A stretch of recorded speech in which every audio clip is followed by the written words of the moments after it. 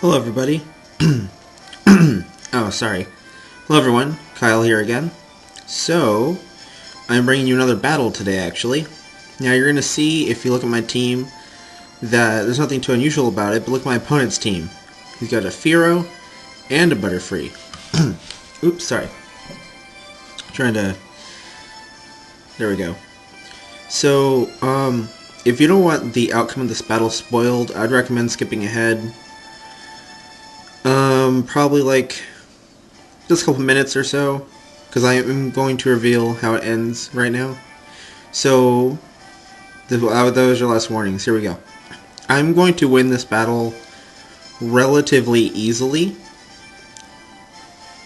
and the reason why I'm telling you now is because I'm not showing you this battle because it's exciting. I'm showing you this battle because it's something that you can learn from it. As I did say, I wanted my channel to have something to help new players that are like me, that are just starting, getting on the ranked scene and all that.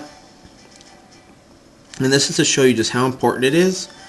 In the doubles metagame, since you're going to see 6 Pokemon, but your opponent's only bringing 4, but you don't get to know which 4 until you actually see them in battle. It's really important to learn how to predict the first 2 that are going to come out, and what 4 total you expect him to bring. Now, you're not going to get 100%.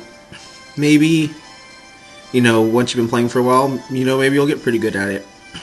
And for the most part, don't be afraid to be wrong. If you mispredict and a battle goes bad because of it, don't let that discourage you, because, you'll learn that in time.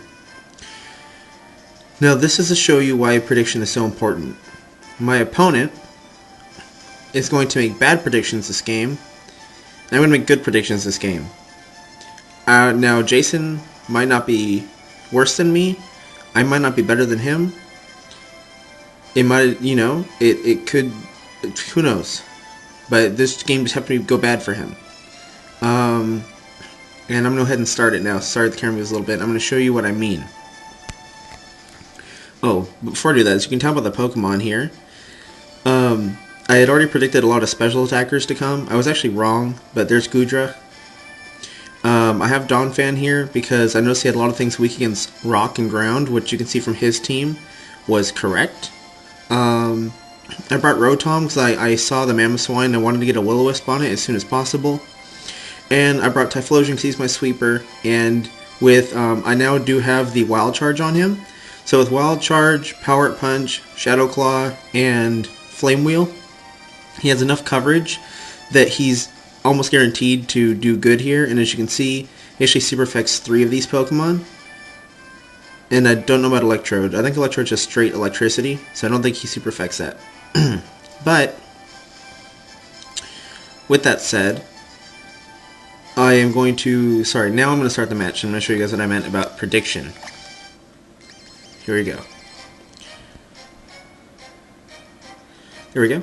So here's Jason. Now Jason's going to lead off with Mamoswine and Butterfree, which is actually exactly what I expected. When I saw the Butterfree on his team, I figured he was going to go for Spore. And I figured Mamoswine was going to come out, and so I went ahead and figured Typhlosion can Flame Wheel. I went for Mamoswine because I was more afraid of it. But either way, it's pretty much shut down now already. Now here's a bad prediction. He goes for the... he's going to go for Spore on Butterfree, but he's going to hit Rotom. Now, Resto Chest of Rotom is not uncommon, though there is, Citrus Protect Rotom. So I think he should have definitely, especially after seeing that Typhlosion super affects both of his team, I definitely think he should have went for Typhlosion there. I don't know why he didn't, but that's one thing. If you see a sweeper on the opponent's team, always go for it, because now I have the, now I've taken it out. I'm locked into Flame Wheel, but again, I knew Typhlosion had this pretty well. So locked into Flame Wheel, I'll take out Butterfree, Mamoswine's down, and now you see just from predicting his beginning 2, and him making that one bad prediction of what item I'd have, he's already completely behind. Electrode and Firo came out, and I realized that these 2 could not touch Donphan. Donphan completely walls them out. So I went ahead and switched into him. And they're also both weak against my moves. So there we go. He goes to Thunderbolt on the Rotom. But as you're going to see here, Rotom, eats that up. And then this is another bad prediction. Now, I don't know if he was I know he wants to get Donphan off the field, but at this point he should realize that physical attacks aren't going to do it.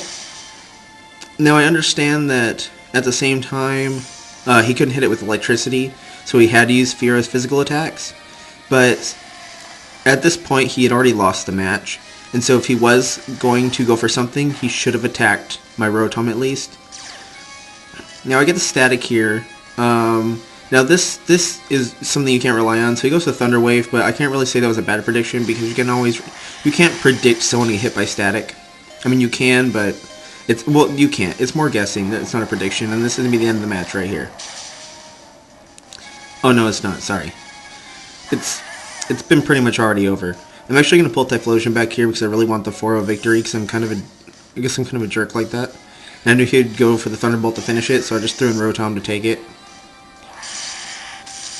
And then this is going to be the end of the match.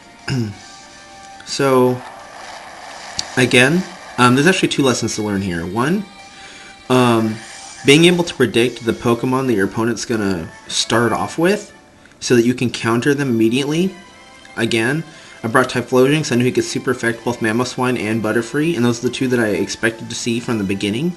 And I also started Rotom because Rotom super affects Mamoswine and Butterfree with Volt Switch on Butterfree and Hydro Pump on Mamoswine, and has the Will-O-Wisp for Mamoswine to weaken the damage that he puts out. If I hadn't predicted that right, and Will-O-Wisp was not possible on the first turn like it was, that Earthquake would have killed Typhlosion, and then even though there's a chance that I would have still won, if Typhlosion hadn't been able to finish off Mamoswine, Mamoswine could have then attacked Donphan and or Goodra with Physical Ice. And that would be a lot more dangerous for Goodra than Donphan. I still necessarily don't know if not bringing out the Will-O-Wisp on turn 1 or missing that would have actually changed the battle into a victory for him, but it would have made it a lot harder for me, definitely. I most likely wouldn't have been able to prevent the second Spore onto Rotom. So I don't know if, I really have never fought a Butterfree before, so I don't know how they're spread and how they're trained and everything, so I don't know if it could take a Volt Switch or not. But here's the 2 lessons. One, you really need to pay attention to what Pokemon are being, what's the word? You need to, I guess it's hard with how many different Pokemon there are. Just try to realize the common starting combos, not necessarily the Pokemon themselves, but the strategies behind them. Like if a Pokemon knows Spore, it's most likely going to be a start. It's most likely going to be out on turn 1, such as Butterfree. And if the enemy has a Pokemon that's super effective against a lot of your Pokemon, such as Mamoswine for me, he'll probably start off with that too, I've noticed. At least at my skill level. And that's what I did too. Also, here's lesson 2. His team, as you saw here, they shared a lot of the same weakness. A lot of it. So I definitely recommend you going onto a website. I think a couple... I won't put the links in the description because I don't know if I'm getting these right, but I think one of them is called like the Merrill Team Builder or something like that. And there's another website called Break My Team, I believe. But just look up like Pokemon competitive type tables or something like that. And you can find websites where it'll let you plug in your team. Then it'll show you what resistances and defenses you have as a total. This gentleman here, Jason, generally had a lot of similar weaknesses on most of his Pokemon. And while even I enjoy using teams that just have things I like on them, at the same time, if you are going to go through all the trouble of getting your DS and everything registered to play ranked battles and you're going to go onto them, if you want to enjoy yourself, still use the Pokemon you love, like I'm doing, but still try to cover each other's weaknesses with your team. And that will help greatly.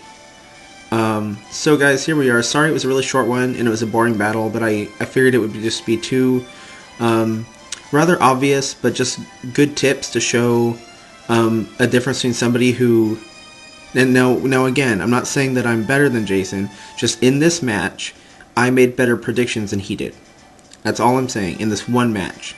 So I don't want you guys to think that I shit talk my opponents when I win, because though my win rate has gotten better, I won half my matches today. as opposed to winning 30% of my matches. So that's good. I'm getting more confident in my battling. But again, so just this is a good example. It shows what it looks like if you make bad predictions and if you use a team with lots of weaknesses. And it shows if you predict things the right way and you bring the things that someone's weak against. So these were the two opposites of the same situation.